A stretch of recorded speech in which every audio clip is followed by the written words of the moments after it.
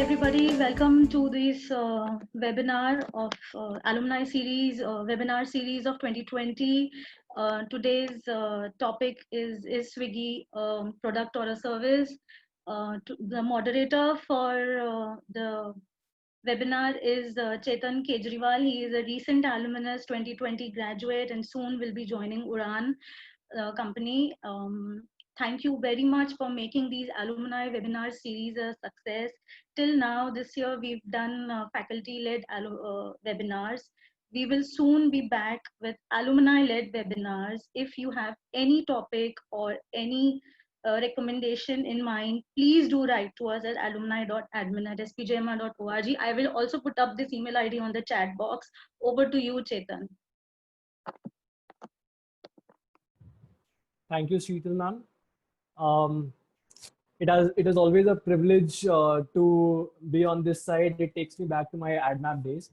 Well, then in current times, when the lines between the service and the product are getting blurred as conventional services like delivery, travel, and hospitality are getting on our app stores and Google stores, it is very pertinent to ask this question about product and service. And who better to explain that than our beloved faculty, Sheila Roy ma'am. Professor Sheila's interests lie in the field of e-commerce, analytics, and research. She has been part of various startup initiatives, many of which have transitioned into successful business models. A PhD from IIT Bombay and a PGDM graduate from IIM Bangalore. She is heading many research and consulting projects in the field of data-driven decision making. She calls herself a professional triber who works with multifunctional teams, which involves young talents as well as technology providers. Personally, I have had the opportunity of completing a course on e-commerce and analytics, and surely this webinar, or so to say this digital classroom, will bring some flashbacks of the same. The alumni of SPJIMR welcome you, ma'am. Thank you so much, Chetan, and it is wonderful having you, here with me. It's been a pleasure to teach you, and one of the reasons it's been a pleasure to teach Chetan is he always used to ask a lot of interesting questions, and some of them made me uncomfortable, Chetan, but it also helped me increase my knowledge. So thank you so much for that. A very, very warm welcome to all of our alumni here. And a very big thank you to the alumni office as well as the PGP and alumnus team to kind of to arrange this webinar and allow me to speak on this topic, which is very close to my heart in terms of the entire e-commerce world and how it is evolving and the very big impact that it has on our lives. So thank you for giving me this opportunity as well, and a very warm welcome to all our alumni here. And like I said, I've always enjoyed Chetan's interesting questions and some uncomfortable ones. So I look forward to an interaction with all of you as well. So the topic of today's conversation is about a particular company called Swiggy, but Swiggy is more as an example. And the question as to whether Swiggy is a product or a service. Okay, now I realize there's, some of our alumni, it's quite possible that, those who have always been from the earlier days may not know about Swiggy. So just to give you a very brief introduction, Swiggy is a food tech app, okay? And it is basically essentially it's a platform which aggregates a lot of information about your restaurants and provides a food delivery service. It's integrated very well with the whole of India. It provides a very critical service to especially foodies like me. And they've done a very good job of, building this entire ecosystem up, right? And today the question that I want to raise, like I said again, is it a product or a service? So who better to ask? I mean, we have participants here and I'm sure everyone has a view. So what I thought I would do is, quickly start a poll. Right, and a lot of us are here. I'm going to launch a poll and ask you that same question and ask you, what do you think and what is your perspective?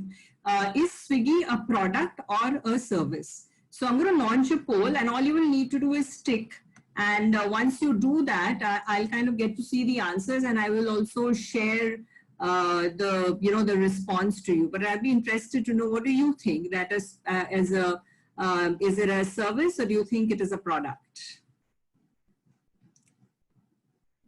And I always ask this question of my class when I begin my class as well in e-commerce, and I ask this question, I get some very interesting results, or rather I come to know at least which side my class is, towards. So we have about, yeah. Okay, so I'm going to end the polling here. I think we've got most of the respondents, but okay, give about a minute.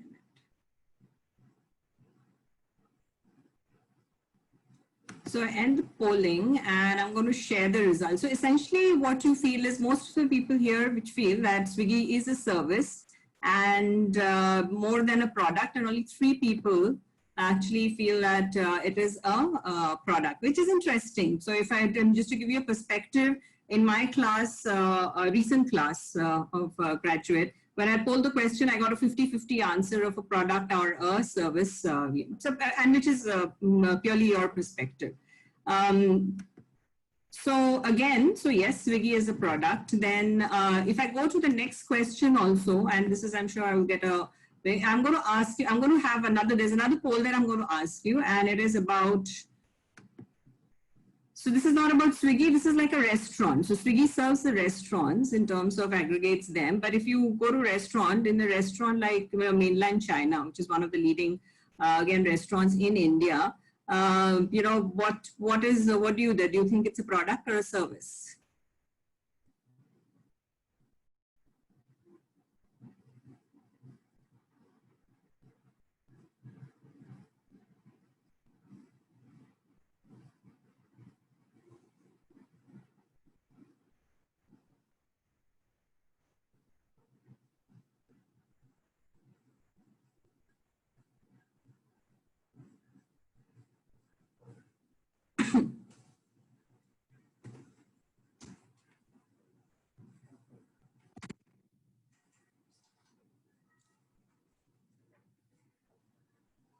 Okay, so I'll end the polling here and then share the results. And this is far more interesting because from what we see here is now is, and I hadn't expected this quite honestly, and therefore, these questions always amaze me. And here there's a 50-50 split, and quite honestly, I was expecting the opposite, because typically a restaurant is classified as a service, but many of you feel that this is a product. Product. Mainland China is a product. Possibly you could think of it as a food as a product. So and I will come back to these, and I'll come back to this. Just a minute. Have I stopped here? Stop sharing results. Yeah. Okay. So this is, in terms of actually, so whether the contention of whether the service or the product. Now, if I look at both of these, both of them are, yes, in the space, in the similar space of food, right?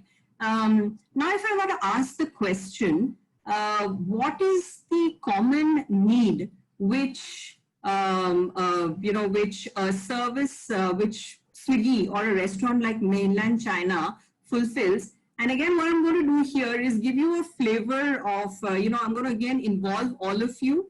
So what I'm going to do here is I'm going to share my screen now. Okay.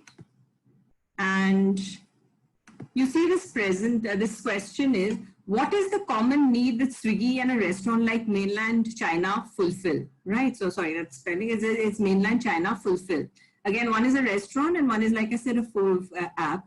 Now, what you could do is, and just for the alumni, for all of the alumni, this is something. This is kind of giving you a flavor of what we do in our classes. As you know that we've been, all of us have been holed up in our own homes, and we've got to kind of manage with online teaching, and it's been a new experience for us. So these are some of the tools that we have started using in terms of engaging our class. So just like we would ask a question and then write on the board, we have things like mentimeter.com. So what I request all of you to do who are here is go to the Mentimeter app and use the code 6691 and then write this answer. So for example, what is the common need that Swiggy and a restaurant like a mainland China fulfill? So all of you can just, sort of type in menti.com on your app or a phone or even on your laptop and use the code 669189. So it satisfies hunger, food, delivery. Very good. Hunger. So this is a word cloud which gets called on Mentimeter for those, it's kind of cool tool to use, and it kind of, brings in the entire class's perspective. So delivery again, hunger. Hunger is there right in between, in the middle. Some more. Satisfy hunger. Delivery, feel good, couple dates, that's cute. Gluttony, yes.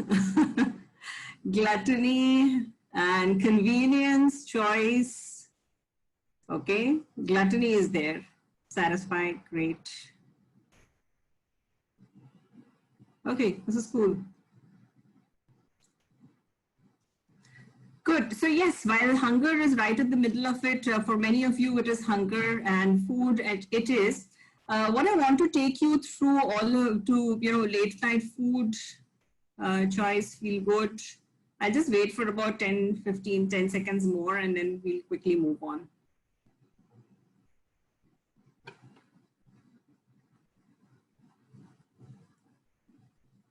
Yeah, great. So right, like you see out here, hunger, food with minimal time. So it's a lot about food.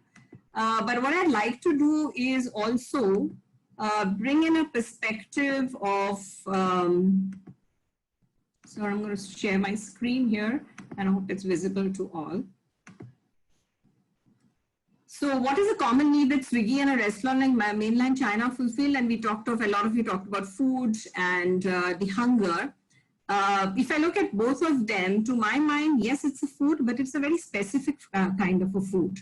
And that food is what we, very frequently refer to as bahar ka khana. Okay, so hamare liye ghar ka khana, the ghar ka khana is sometimes gets boring, or it could be that you want some excitement. And there is this whole concept of, when do we have bahar ka khana? And if you look at the yesteryears in the non-Swiggy kind of a world, bahar ka khana meant going to a restaurant and savoring the delights of that particular restaurant. It not only meant about savoring delights there, but also the entire ambiance and so on and so forth. So what we're going to do is that when we look at the service of that these restaurants provide, what we're going to first try and do before we move on to Swiggy is kind of dissect the entire experience of bahar ka khana, right? So how do you do it? So bahar ka khana is basically outside food, right? And where does it all start? The entire experience for a restaurant. So this is, I'm not meaning in a restaurant right now. For a restaurant starts with deciding where to want to go. So imagine a family of 3 or 4 people, parents, kids, grandparents, so on and so forth. And you have to decide where you want to go. And that itself starts, the entire experience starts when you start thinking about it, right? So there's a lot of confusion. People want different cuisines, so on and so forth. There's a discussion which starts. Then you start looking up, right now you start looking up on these food apps, the ratings, the reviews, and then you start looking at some of these mouth-watering dishes, right? And once you've decided, you kind of made up your mind where you want to go, obviously quickly, what would you do? You try to look up Google Maps and you look at, how long is the drive going to take, the traffic situation, so on and so forth, just to make a kind of an assessment before you go. And once you have done that, of course, some people like to dress up when they go, right? So you better now wait for all the family members to get ready. So in a team of 4 or 6 people, including grandmas, everyone's trying to get ready. Some are waiting impatiently, so on and so forth. But that's building up the experience for the restaurant, right? And then of course the drive. And at least in the city from where I come in, there's a lot of the traffic is extremely unpredictable, right? So sometimes it's not a very happy experience. And then you finally reach the restaurant, and then you appreciate the decor and then the hospitality, and it's a high point for you. And then you order the food, the mouth-watering dish that you have identified, you ordered that, and you want to try that out, and you place that order. And then what happens next? The waiter, the person who's responsible for giving you a very warm welcome, comes in, very nice guy, but comes and tells you, ma'am, we don't have it today. okay? And this entire experience of what you built up for, dressed for, and so on and so forth, you were looking for a special food, and then comes a dampener, ma'am, we don't have it today. Does it happen always? Not maybe not, but it does happen quite a bit. And what I'm trying to kind of reach out to you out here, as in, when we say that you don't have it today, it kind of sets the mood elsewhere. Okay, so what you see out here in this entire experience actually is a lot of variance and variability which is coming in, a lot of unpredictability which comes in. If I look at the Bahar Ka Khana experience for a restaurant, right? And for a restaurant. So if I were to draw kind of a mood meter or the kind of meters, in this part where I'm deciding where I want to go, you know, there would be some kind of a confusion and a discussion. Some might be heated, some may be not. But you know, it's a mixed kind of a feeling. When I look up foods and app, I'm at a high. All the team members are discussing, and finally we come and we decide, and we are up there. We look at Google Maps, and then you say, okay, do we go, not go, and then you try and figure that out. And then again, it's a kind of a dampener. Waiting for family members could be a high point for somebody, could be a dampener for somebody else, right? Driving, usually it's a dampener, but then maybe you're lucky and then it, goes off very well. You reach the restaurant and again, it's a high because that's where you came for. It's a lovely restaurant, good aroma, good smell, good hospitality, good attendant, right? And then you ordered the food, you're waiting for it, and then finally, then again, there's a dampener. So what am I trying to show out here is, if you look at a typical kind of a restaurant, kind of an environment, and the Bahar Ka Khana experience, there is a huge amount of variability which is there and unpredictability which is there, okay? And therefore, what ended up happening is, in this kind of an experience, you had somebody like a Swiggy, which is essentially an app, come into the picture. And that app, what they have tried to do amongst various things is, in a typical service kind of an environment, which is what a restaurant is, while it delivers food and there is a product associated with, which is the food, essentially a restaurant is about a lot of service, right? So in that service environment, what we are actually seeing is that Swiggy is able to bring in some amount of control in the variability. So if you see how it does that, and these are some of the screenshots. If I want to find a product and I'm looking for something, and even if it's a restaurant, so this is nothing but chicken is a kind of a place from where I could order something.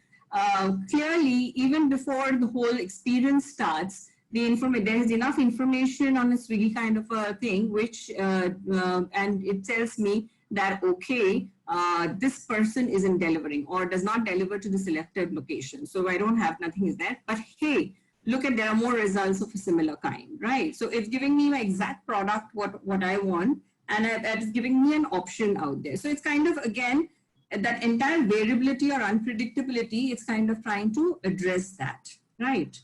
Similarly, in terms of the kind of the process of billing, the kind of delivery fee, and more importantly, in terms of time. So you notice that, when you did the Bahar Ka Khana experience in a restaurant, time, getting there, getting ready, well, there's a whole lot of factors which could impact the entire experience. And here what it says is, hey, probably it's going to take 35 minutes, but actually after you've placed the order, it takes about 40 minutes or so, and you're sure. So you're if you're going to expect it.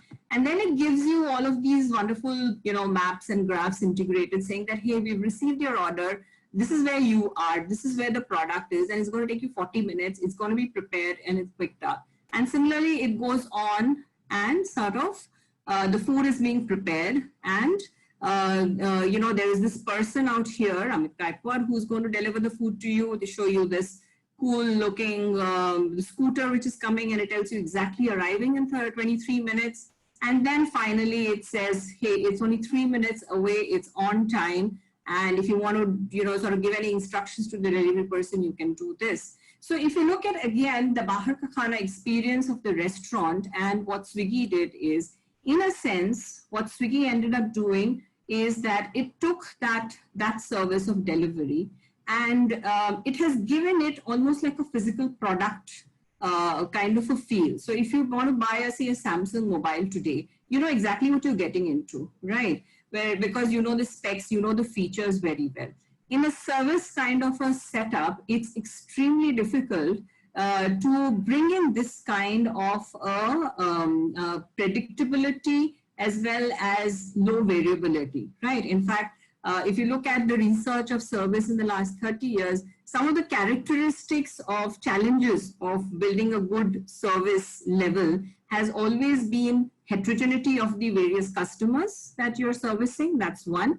And second is in terms of heterogeneity of, you know, the interaction between the customer and the service provider. And it's always been a huge challenge. So here comes Swiggy, and the app which it has created, the food app, through the various technologies, helps kind of reduce the variability in the service. And, you know, that's kind of the, you know, that's where it gets its product name. So if you today over the last 10 years, if you, a lot of these apps have started getting developed right from the Amazons, you will find that these guys are the people who manage them and build these apps are called product managers, right? So while I know that everyone talked of, you know, the polls told us that Swiggy is, all of you perceive it as a service, and I do too, but there is a product element to it, and the product which allows you to bring down the variability. Okay.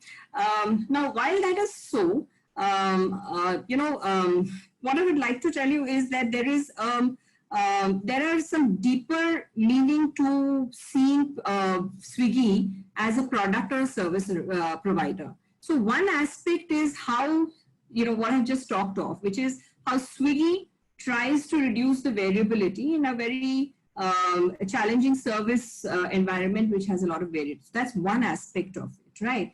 But when you look at these product apps and you talk to these product managers, there's a personal experience of mine which I'd like to share, which brings out the kind of dilemma which you still find as to and ask the question, is Swiggy a product or a service? So this happened a few years back, and you know, I'm talking of about 2015 when I just finished my PhD, and I was actually consulting for a few companies, and I came in touch with the some of the startups, right? And I had this person who was designing a product, one of these apps, and we had a conversation, and basically the problem that they were trying to solve was that they were saying that this app will help teenagers, help them plan their finances and their pocket money better. Okay, so it's like a credit card app, and it would keep a whole list of all the expenses of the teenager, and it would help them make better financial decisions. I said, great, it sounds very nice, very noble thing. And I said, but I said, I'm going to develop this product, and kept using the term product, you know, just like Swiggy product managers use that this is a product. And that time I was in 2015, and I was saying, you know, hey, you keep referring to it as a product, but isn't it a service? And very surprisingly, this person came up very strongly and said, no, this isn't a service, this is a product, this is an app. I said, yes, but you are providing and inherently providing a service. And this person says, no, and it was very adamant, saying that no, the moment you say service, you know, you're talking of many people serving people, and I want to be an asset light kind of a product, which is I don't want to have too many people around. It's just going to be this product which will help customers help the teenagers make a good financial decision. And we kind of got into this, you know, debate. And just like many of you saw Swiggy as a service, I was seeing this as a service and not as a product. And then I realized that those who are developing the apps, the e-commerce app and these kind of apps seem to come from a mindset which is essentially around developing, which seems to be a product mindset. And I seem to be talking about something which is a service mindset. So where do the two meet? And therefore, I wanted to dig a bit deeper, and therefore explored this topic more. And what I'm going to do right now is to now answer the question around, you know, what's the difference between a product approach versus a service approach, and where do the two possibly meet? And therefore, my discussion is going to be more around that. So I'm going to move on and then therefore talk about what is called the product approach. And much of my examples is going to be around Swiggy as well, which is a great company. But there is a certain approach which many of the product managers take, which I wanted to bring to light, right? Now, the first question typically which product managers do, they take is an extremely interesting one and an extremely noble one. They always, if you talk to product managers of these various apps, products in the e-commerce space like Swiggy, they will always come up with this question, what customer problem am I trying to solve? Which is great, right? What pain in the customer's life is the product relieving? And in this case, Swiggy as a product obviously brought down a lot of pain points, right? And those pain points were what is there was a lot of variance in the service and they kind of democratized the Bahar Ka Khana a lot more as a value proposition to everyone that's there out there. So there was a customer problem and then they did help solve it with their technology mediated app. Right? So they always, most of the product managers today definitely say, what customer problem am I solving, right? The second most important question that they have to kind of answer is, what are my monetization opportunities? Because essentially a lot of them are in the startup worlds, they're looking at investor, they've found a problem to solve, but then the investors are also going to come back and say, hey, how are you going to monetize this product? Right? And how are you going to monetize this app, so to speak? And what are my monetization opportunities? And then you go back and you try and figure out how do I attract new customers, right? And apart from new customers, you quickly realize that it is not just new customers, I have to get people to do repeat transactions. So mostly when I build a product like a Swiggy, it is not about getting people to buy and access more restaurants. It is about them ordering more food and ordering it repeatedly, right? So therefore, I have to essentially ensure as a product manager that there are repeat transactions. And the third very important question that they have to ask and say is that, how do I get customers into the habit of using my product, right? So there are many questions. I mean, there are these entire product management canvases which product managers fill in. But if you look through all of that, the three critical questions that they tend to answer is what customer problem am I solving, which is a very, very noble way of approaching. What are my monetization opportunities, which is the reality. I need repeat transactions. And then I ask, how do I get customers into the habit of using my product? Okay. And here, what I will reference is a very nice book by Neer et, and it's called the hook model, as to how do you hook your customers into trying to buy more, get into the habit of using your product. So this is called, the book is called Hooked by Neer et, How to Build Habit Forming Products. So if you look at the what the hook model talks about, there are essentially four critical elements to this entire building of the habit, right? And once again, this is again a approach that many product managers do. Again, I'm going to take the example of Swiggy to explain a few of them. So first is an external trigger, right? What brings the user to your product, right?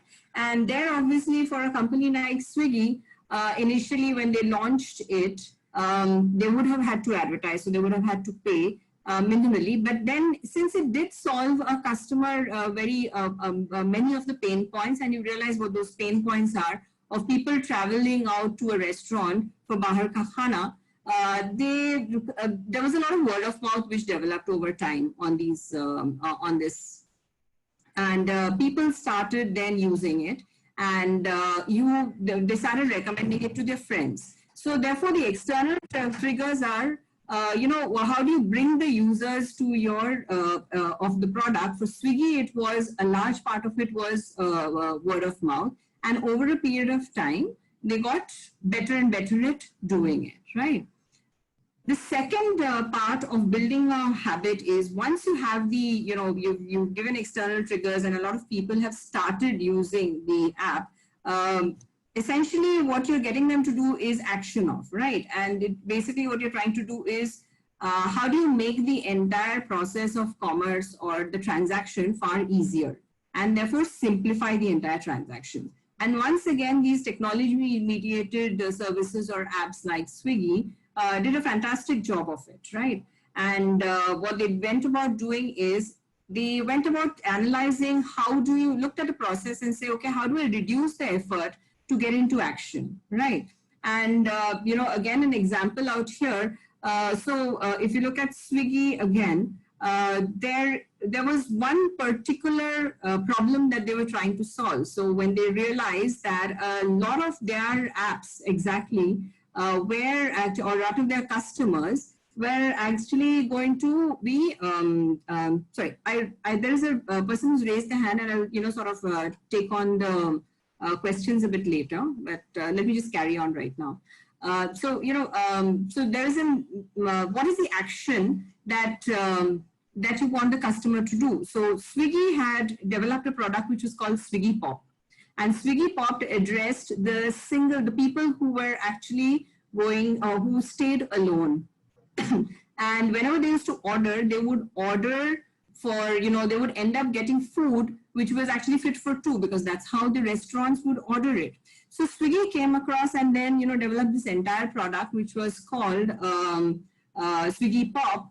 And they made the entire process far easier. So within 2 clicks, it was kind of a dish first. So they wouldn't show you restaurant. They curated a set of about, 20, 25 dishes, showed it to whoever is a single person, whoever went into Swiggy Pop. And all of them decided that they will have to, all of them would then look at those dishes and then order, and within 2 clicks, they would be done with. So this is the kind of action that you promote. You really simplify the effort to get into the action for the consumers. And that is the second step to building people for them to get into the habit, okay? The third is about variable rewards, okay? And what does this mean? So once you've got a customer in and, you've kind of made it easier for them to act,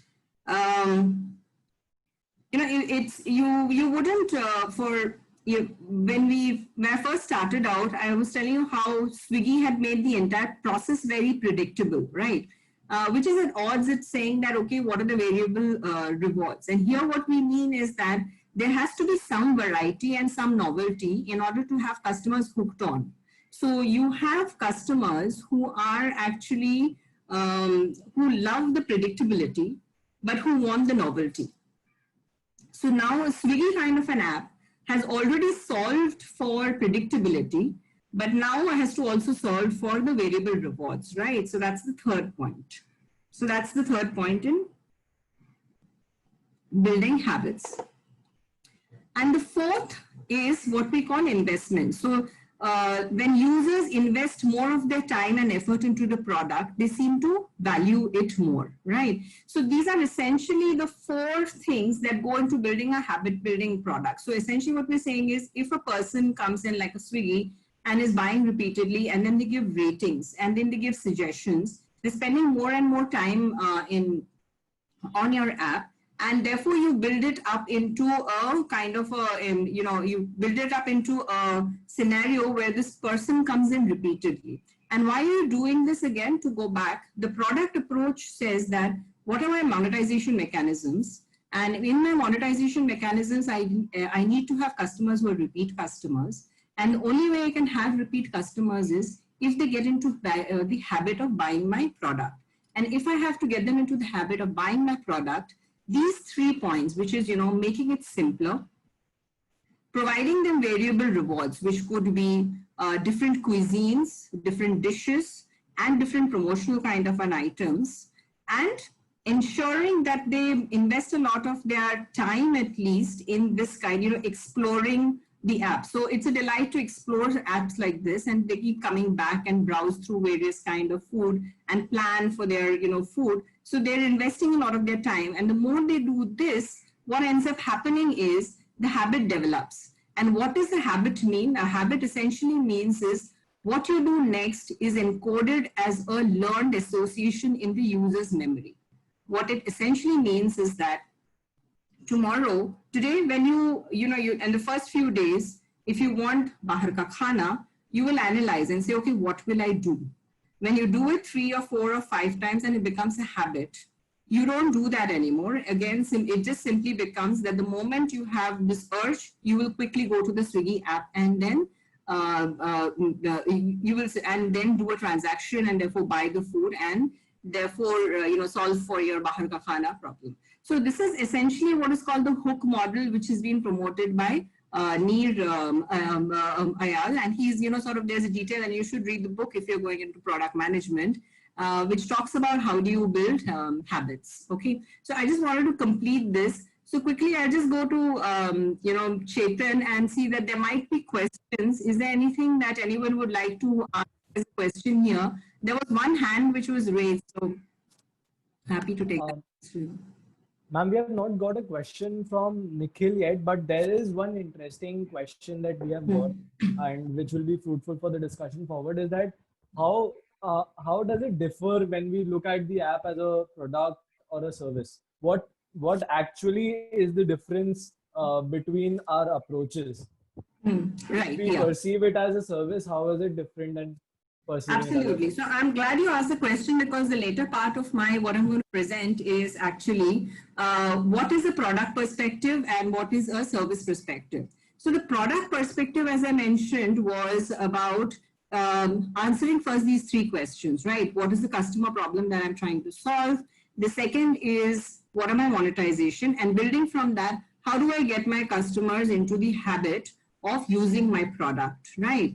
Now here, when I'm doing this cycle and I'm getting people into the habit, what I'm essentially doing with all of these 4 activities, especially the one with variable rewards and investment, right, is that I'm also kind of manipulating the behavior. And especially if I look at the investment that the customer makes, the customer ends up buying the product and goes and then buys, places an order. And then they get into the habit, and typically they might have been somebody who's been ordering for maybe say 2 or 3 times in a month, right? Now, because you've made it so easy, because there are these variable rewards, right? And you've introduced products like Swiggy Pop, which is like a dish first, wherein in 2 clicks you can order, and you've got them into the habit, the customer starts doing more and more, right? And then what happens is you've got into this cycle in which, in a sense, what this approach, the product approach, is doing is actually manipulating the behavior. And this is again a topic, or this is again an area which Neer Ayal actually builds on, and which is the ethical dilemma of morality of manipulation. Okay, and what is that ethical dilemma? Which is habits of program behaviors which lead to repeat transactions. Habits give companies the flexibility to also increase prices, right? So you have manipulated them into a habit, which is what you wanted to do. But one of the questions which comes in is that what is the responsibility of the product managers, and what responsibility product makers have when they create these user habits? Okay. And the second question is, when is it wrong to manipulate users? Okay. Now let's take Swiggy's example again. And they have started, and imagine one particular customer who has been using Swiggy Pop. He lives on his own. First, he used to at least make the effort of cooking some food, some nutrition stuff. And then he figures out, and from Swiggy, he's constantly ordering only, say, for example, fried food. Okay. Now, if the person is doing this, you've got them into the habit of ordering maybe junk food, or food which is, for example, one could say high on protein, less on carbs, so on and so forth, right? As product managers, if we have this single-minded focus of ensuring that customers get into the habit of what we want them to do to solve a certain problem, you were still solving a problem, right? You solve the problem of getting quickly food into this person's to a hungry man. But while you were solving that problem, on the side, what ends up happening is, if you're focused on only creating and manipulating habits, what would end up happening is there are certain habits that would develop which may not be very, very good for whoever your consumer is, right? So product managers who have a certain focus only on habit creating, right, might end up actually crossing this line, right, which is essentially the what is called the morality of manipulation, right? And therefore, they need to also understand that when is it wrong to manipulate users, and what is the responsibility you have to the users.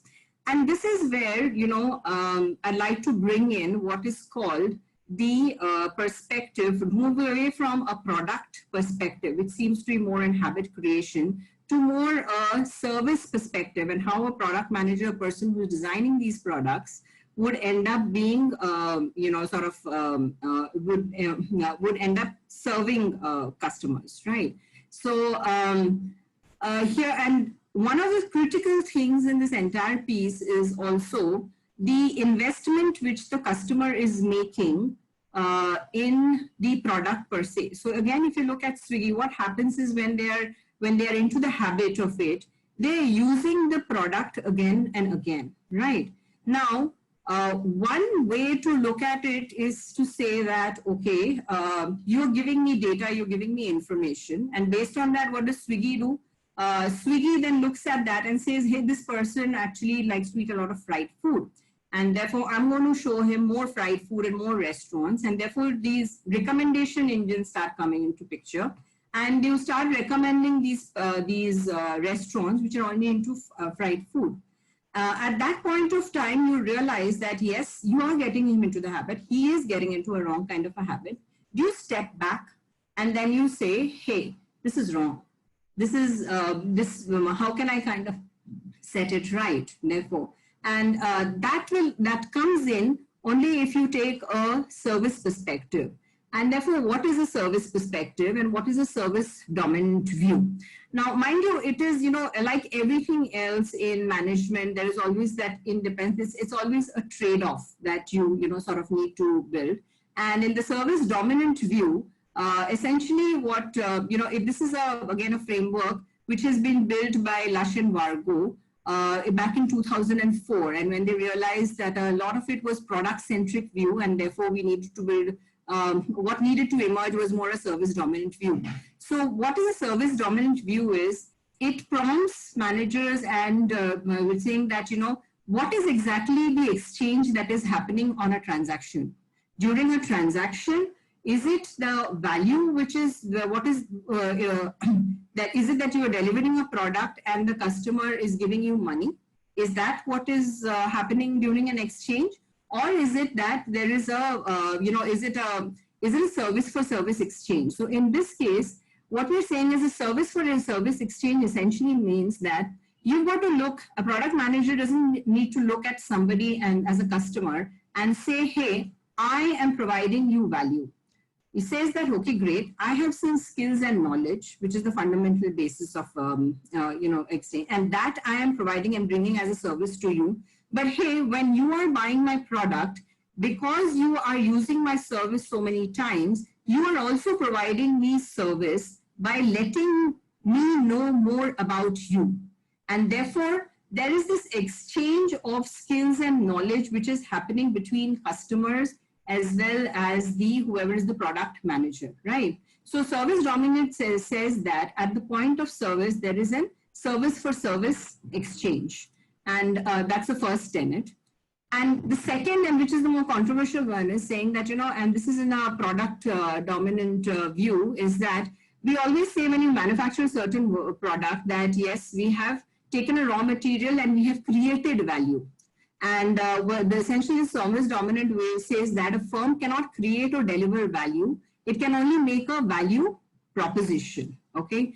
And therefore, the enterprise is therefore, it is making a controversial statement and is saying that an enterprise does not create value. So then where does the value get created? Which comes in the third point, which says that the customer is always a co-creator of the value.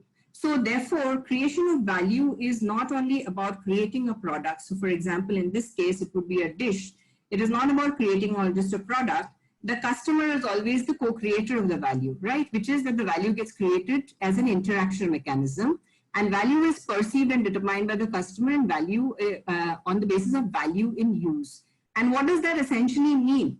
What we are essentially saying out here is that at the time of when the customer actually gives you all of that information or the data and is using your product or the app, you do not say that, you know, I've got them into the habit of using my product, and therefore I am providing or creating value for them, right? And I am solving the product, solving the problem for them.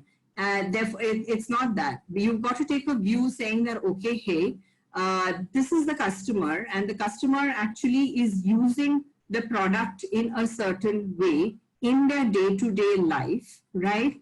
How is he using that product in the day-to-day life? There is a value which is being created when they are using the product. So understanding that from us, the service dominant view tells you that analyze that, look at it from that point of view, which basically compels the product manager to say, okay, now how is he using that, and is he using that in a right way or wrong? How do I then therefore solve his problems, or, you know, solve more of his problems? So it therefore is a continual engagement with the customer, in which you realize that it is the value that got created is not because you're the one who provided or created the value. It is because the customer is always the co-creator of that value. So that's third instance. And therefore, essentially all economies are essentially the service economies, right? And therefore, what is the difference between a product view and a service dominant view is, in the product view, product managers tend to be focused on creating habits which will get customers to do repeat purchases. However, the moment you take a service view, you're going to be asking questions saying that, okay, I'm not the only one who's providing the service. The customer provides the service to me when he engages with the products. He's providing a whole host of information about how the product is used. He or she makes the attempt to rate the product, and therefore that's the service which is being provided by the customers.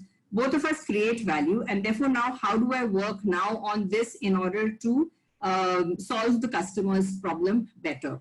And that essentially is the service dominant view, that it's more like a perspective.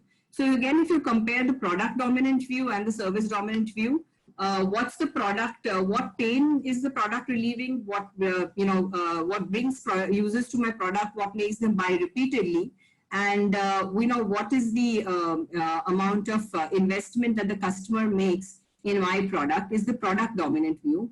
In the service dominant view, what we are saying is the primary unit of exchange is basically the knowledge and skills between customer and service provider, and the customer is the co-creator of value. You're not the one the product manager is not the one who is only creating value.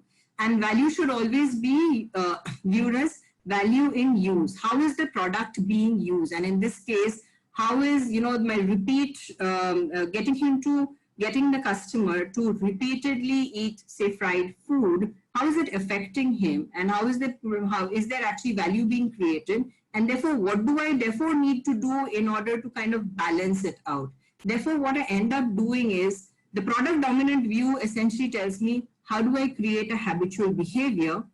And the service dominant view says, how do I serve my partner? And I think this is an important distinction that one needs to make, in terms of whether the Swiggy is a product or a service. It is not so much as answering the question as to, is it a product or is it a service?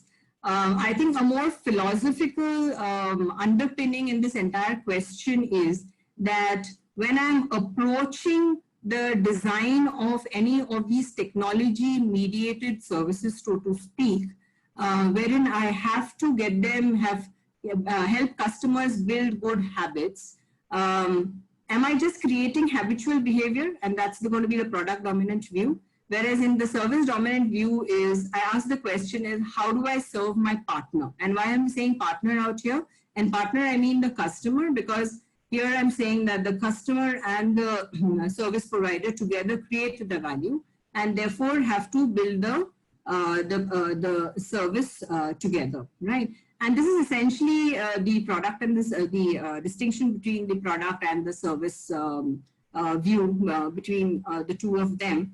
And it was important that for me also to, when I was having that discussion again, going back to my discussion in 2015, when I was engaging with this product manager who kept, saying, they were looking at it very in a manner where they were very focused of saying that I need to get people to use my app and do it repeatedly. And they were very clear that there was no service orientation to it. And that is some, to my mind, building that service orientation is extremely critical in the in any kind of an app which you bring in, whether it is Swiggy or any of the other apps that are there. Okay, so that is from my side that I want to kind of build this up.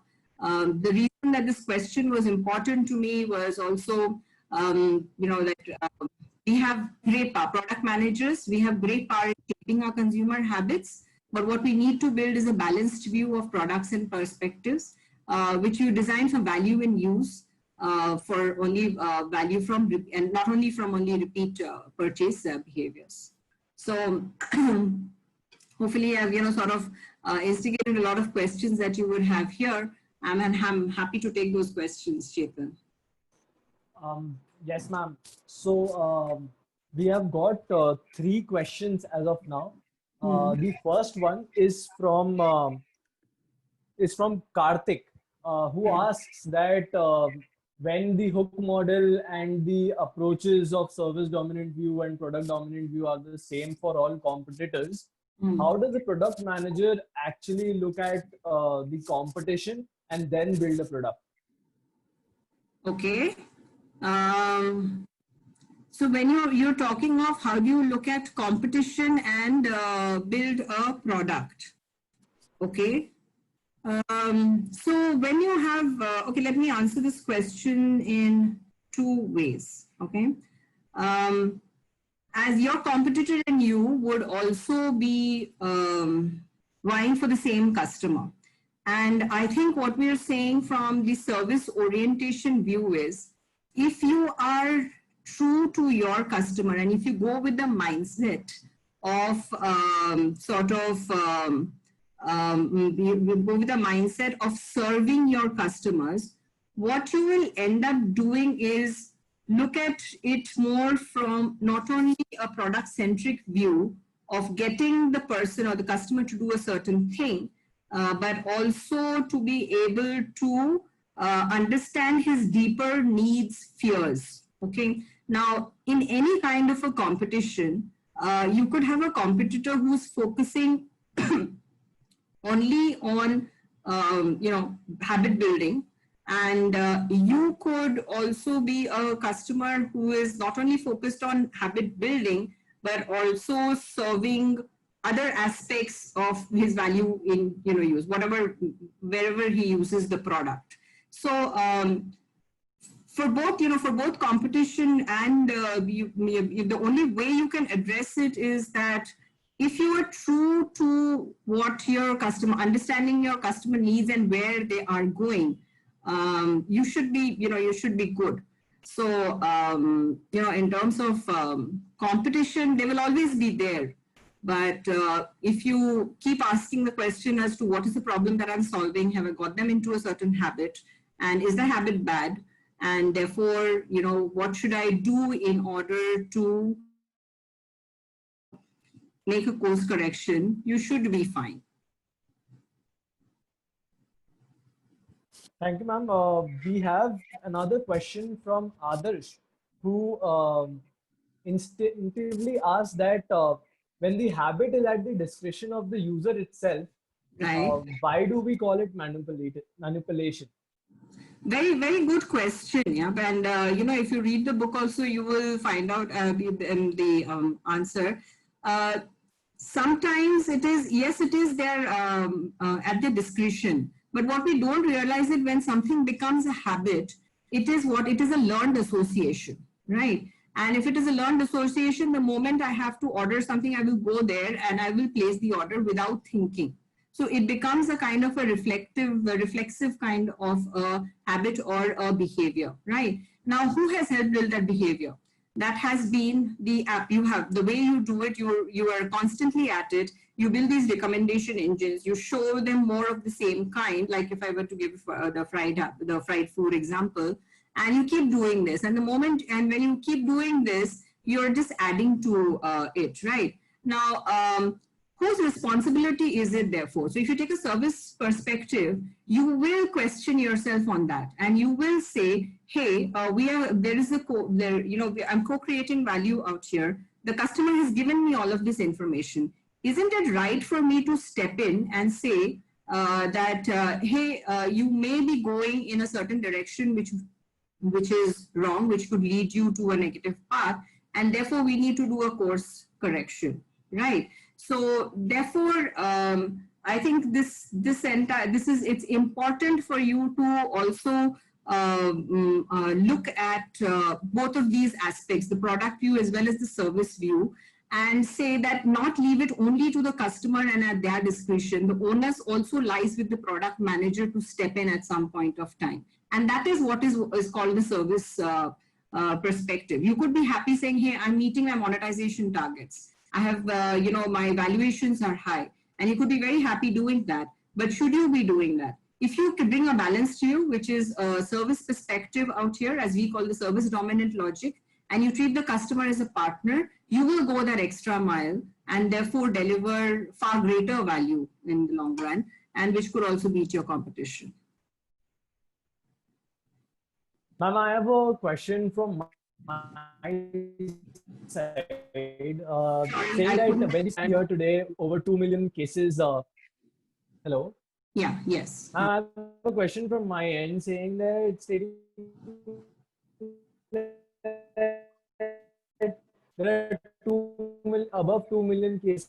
That is at the peak of discussion on LinkedIn also. And what do product managers then take the approach as? Do they have a product-oriented view or a service-oriented view when digital menus, contactless dining, and everything comes in after COVID? Okay, so yeah, Chetan, just one more. Would you mind repeating the question, because the first part of it got a bit garbled because of the lack of yeah. I was asking that if once we all the new normal that we talk about, right, which involves contactless dining and digital menus and all those new trends, where do product managers stand at this juncture? Okay, so see, the new normal or the COVID is only going to bring you additional insight. Customers have been behaving in a certain way. There's a lot of change in customer behavior, as one would expect. One needs to figure out whether this behavior is here to stay, or is it behavior which is going to kind of we get back from the new normal to a past normal, right? So that is one will still has to sort of figure that out. But whichever way it is going, I mean, you've got to analyze what your customers are doing and the kind of the value in use proposition. How are they actually using your product? And then figure out ways in which you can serve them better. And are they getting into some kind of a habit which is there? So, for example, is it that in the last 4 months we've got so used to being at home that we don't go out anymore? Okay, so therefore, if it is not, is that good for us? Can Swiggy in any way build a value proposition by which allows people to start venturing out again, therefore starts giving them variable rewards and gets them back into the habit of venturing out into the house? Because it's quite possible that, some of us might end up saying that, hey, this is a great thing and I will stay at home and not venture out, and that could be a risk. So therefore, product managers also need to, sort of look at the data, see what people are doing. And if you really want to take a service-centered view, you figure out what are the habits you've created and look at the habits and cross-question yourself and say, hey, this may not be right. And therefore, how do I serve my customers better? And therefore, what are the kind of features that I would like to build? Yes, ma'am.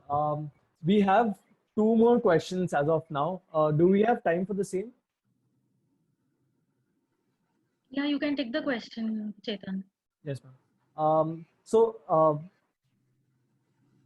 I have a question which says that since a single product cannot solve all needs, multiple products will be needed. So which makes it necessary for a platform to come in.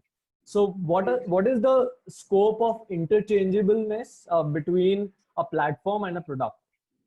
Okay. Good question out here. Again, I will go back to the example which I've already given, which is between Swiggy Pop and Swiggy, the main platform, right? So if you look at Swiggy, the main platform, it was essentially a large number of people go there to figure out which restaurants that they want to go and eat in. Actually, a lot of people will do that in Zomato or Swiggy. And they, you know, and they're another use case in which the service that they deliver is they're able to kind of, if there are 4 people in a family, they can, you know, sort of address the needs of each of these 4 people separately. So I can order a Chinese, somebody can order an Indian, so on and so forth. So the main Swiggy platform allows you to do that. But then Swiggy realized that there is Swiggy Pop, and you know, they designed Swiggy Pop for that single person who stays at home, who is probably work, you know, and therefore is away from home in a new city, and doesn't have the means to cook or the time to cook, and therefore Swiggy Pop got built, and it was a product which was embedded within the platform. So therefore, if you see what Swiggy has done in the same platform, it has allowed you to target 2 different segments with 2 different needs, and therefore address the entire, you know, gone that extra mile to be able to serve a specific segment much better and be able to understand their context, right? So therefore, what is the value that food or bahar ka khana is for a single guy who's away from home, who doesn't want to spend time cooking, or who doesn't want to even employ a maid for cooking because it's just too much. And they've managed to do that. So within a platform, you can have many of these products for specific segments. And that's known to happen not only in Swiggy, even if you look at Amazon today.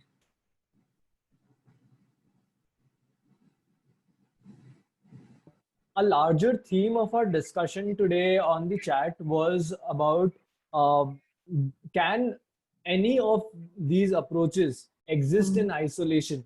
As one participant also asks that what if we have repeat customers and a good product, then what should be our mindset? So I think the larger question is, can these approaches work in isolation? No, so therefore, like, you know, what I've mentioned out here is it needs to be a balanced view. Where I was coming from is, and my experience still with product managers, I do engage with a lot of product managers in the e-commerce world, is the central question always is, how do I get my customer hooked and therefore get them into a habit of doing something? It's a great question because they always start with a problem to solve. What they don't realize is once the customer has come into the habit, what is the habit actually really good for them? I don't think many product managers today do that analysis.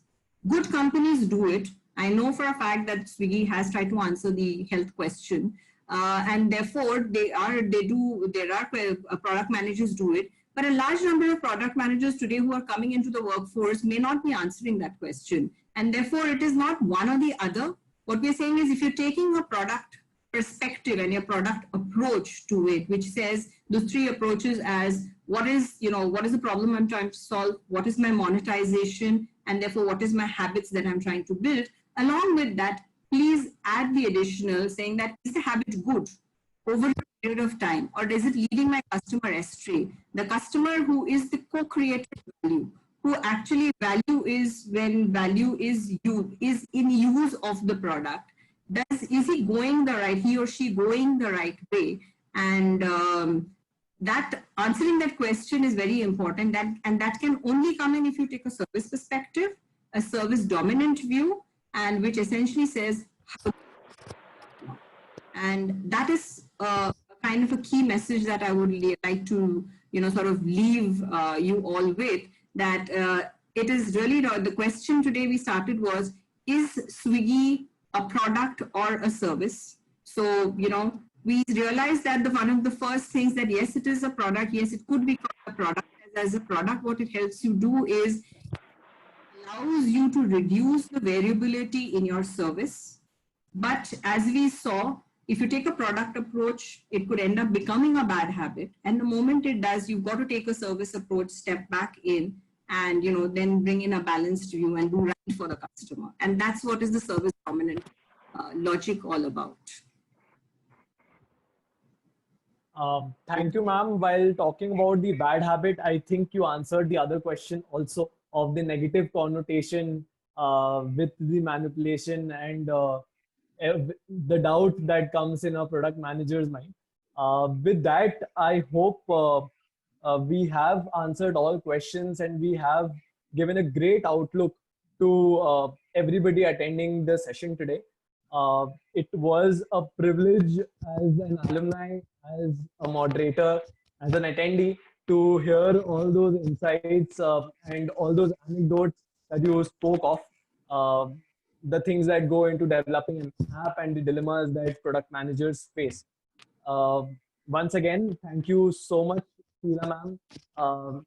Definitely, I had some flashbacks from the classroom, and for something for all the attendees out here, I hope we are all connected more and more on the alumni platforms that we have, LinkedIn, Facebook, and I think I can proudly say this, that SPJIMR has an app in its own name, and I have an ID card uh, which I have made very recently.